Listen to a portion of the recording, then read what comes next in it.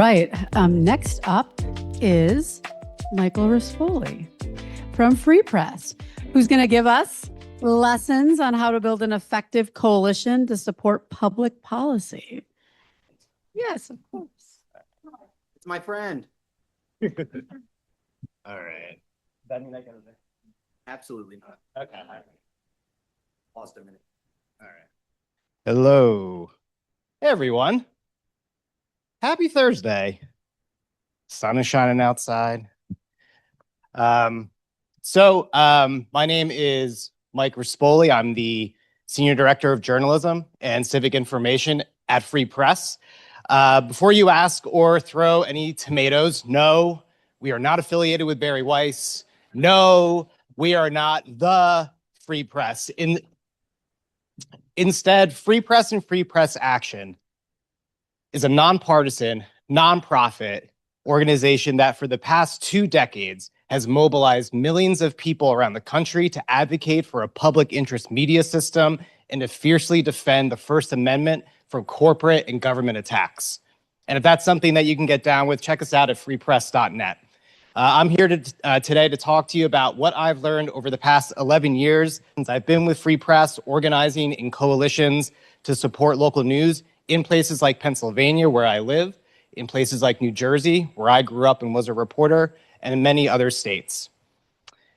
And to sum it up, the most important thing that I've learned through this work, oh, here's my clicker, is the belief, the practice, and struggle every single day with knowing that there's more than enough for everybody.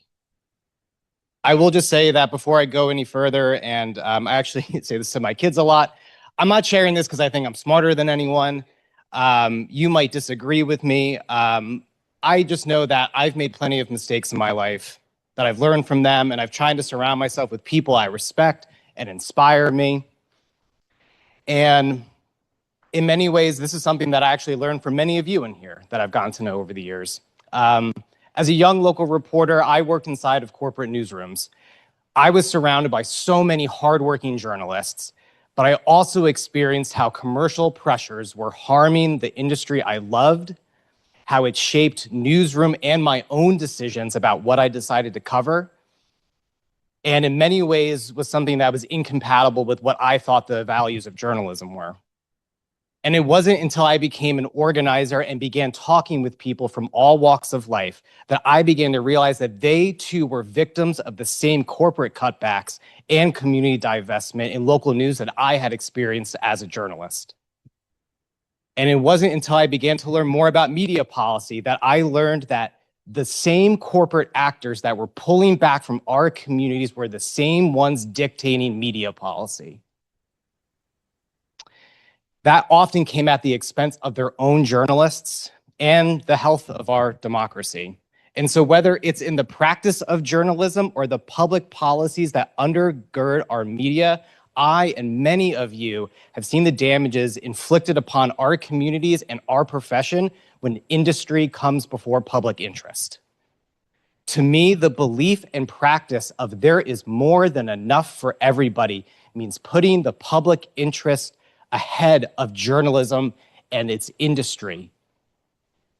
That is true for public policy design, coalition building, and implementation, because I believe that when you put community need ahead of the industry's needs, that is actually how we sustain local news. That is how we create informed communities. That is how, over the long term, we can organize a dedicated constituency to advocate for the First Amendment. I came to believe this through organizing coalitions, meeting and learning from innovative and thoughtful journalists and dedicated community leaders who love the place where they live and they want to make it better. And I know that there is more than enough for everyone because I've seen things like the New Jersey Civic Information come into existence. That was powered by a grassroots policy design process and a campaign that foregrounded community information needs, overcame special interests, and created a first of its kind public media institution. The New Jersey Civic Information Consortium is proof that you can prioritize community information needs in public policy, and that in turn is what directs much needed resources to local news providers. It has funded reporting jobs. It gives startup capital to entrepreneurial journalists. It strengthens local talent pipelines. It invests in independent media makers and creative community-led projects. And there is evidence that this mindset is working in Pennsylvania right now. Free Press and our Pennsylvania local coalition allies are asking Pennsylvania to invest in civic information through reporting fellowships and public grant making to local news providers. And this message is resonating. The Pennsylvania local news package has the support of startup and legacy media, of commercial and nonprofit news publishers, of civic media leaders, of ethnic media, of local content creators, and civic engagement organizations. Lawmakers have credited this diverse set of allies as the reason why this bill continues to pick up steam in the legislature. Now, there may be some people who think it's naive to think that there actually is enough for everyone. By how much? Okay, sorry about that, folks. My bad. Hold on one sec. Can I just say one thing? Because this is very true in politics. A lot of people think that that's naive. Be suspicious of anyone who thinks that that is naive. Because we have all seen what using this mindset has done for journalists like us. And if you want to get organized, check out Free Press, check out the Media Power Collaborative, where we build local leaders like you to make policy change in your community. I'm sorry about going over. Thank you so much.